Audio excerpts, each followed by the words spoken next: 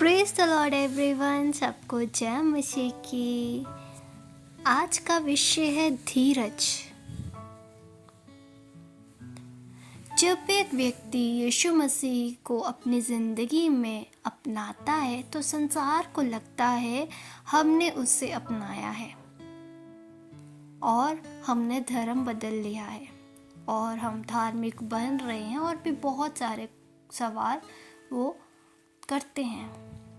मगर उन लोगों को ये नहीं पता चला कि हम उसके पास नहीं गए, वो हमारे पास आया।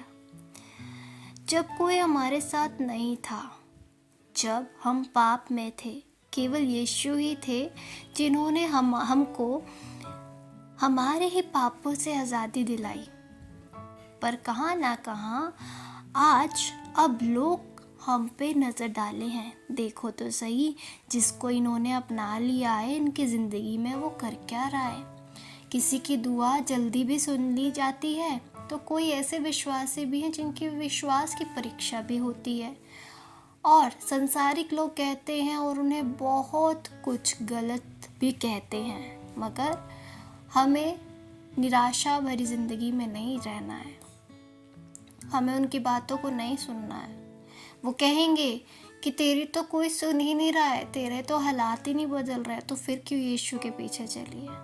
पर मैं खुदा की गवाह हूँ और मेरे जैसे ना जाने ऐसे कितने भाई बहन होंगे जो इस बात के गवाह होंगे।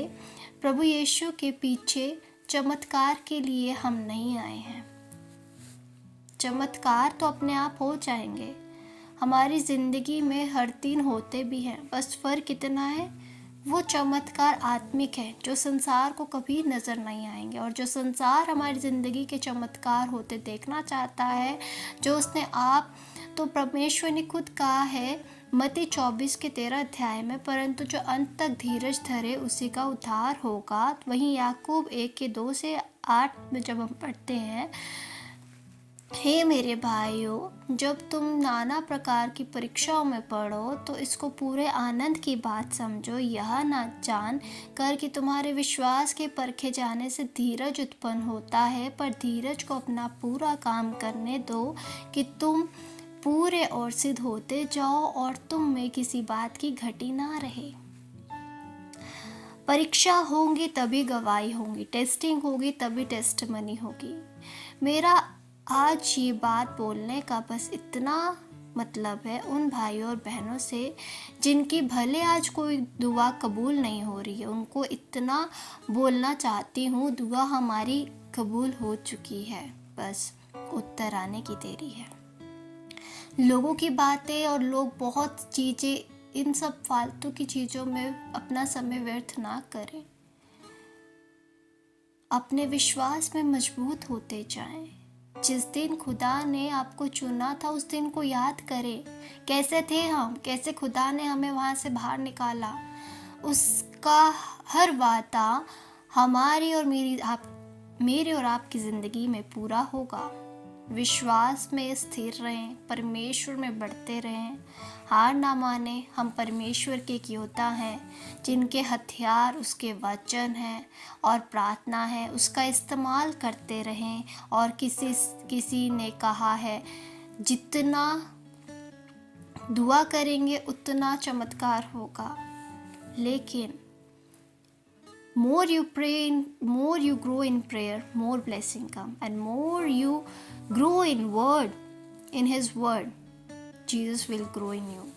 And when Jesus is grow in you, then miracle happens automatically. मतलब जितना हम प्रार्थना में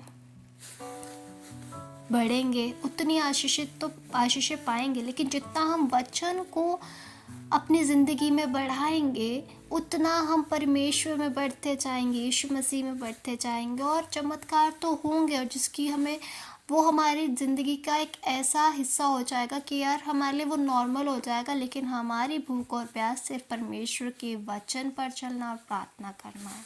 इसलिए मेरे भाई और बहनों, चमत्कार के पीछे ना भागे, यीशु के पीछे भागे। और आप सभी ने एक परमेश्वर के अभिषेक दास अनिल कांत जी ने भी एक गाना गाया था, वर्शिप सॉन्ग गाया था, जो इस तरीके से था, विश्वास पर खा जाएगा, आनंद समझो।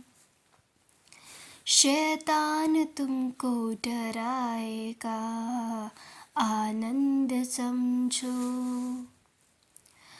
होगी परीक्षा, धीरज बढ़ेगा, तपने के पश्चात सोना बनेगा। होगी परीक्षा, धीरज बढ़ेगा, तपने के पश्चात सोना बनेगा, आनंद समझो, आनंद समझो। सीमा के बाहर परीक्षा न होगी, यीशु की मर्जी से हर बात होगी। जितना वचन में समाएगा, जितना वचन में समाएगा, आनंद समझो। विश्वास पर खा जाएगा, आनंद समझो। यीशु वचन का उपयोग करना, कैसी भी आफत हो बिल्कुल न डरना। यीशु वचन का उपयोग करना, कैसी भी आफत हो बिल्कुल न डरना। उस पार यीशु ले जाएगा, आनंद समझो। मेरे अजीज़ों, मेरे प्रिय भाई बहनों, विश्वास हमारा परखा जाएगा। संसार की बातों पर ध्यान न लगा के विश्वास के साथ विश्वास में बढ़ते जाएं। परमेश्वर हमारी परीक्षा लेता है तो कुछ अद्भुत करने वाला होता है। अपने जीवन की गवाही से आपको भी यही कहूँगी, प्रभु आपके साथ है, पीछे ना हटे, उसमें बढ़ते रहें। संसार की बातें ना सुनकर उसकी ओर बढ़ें। सब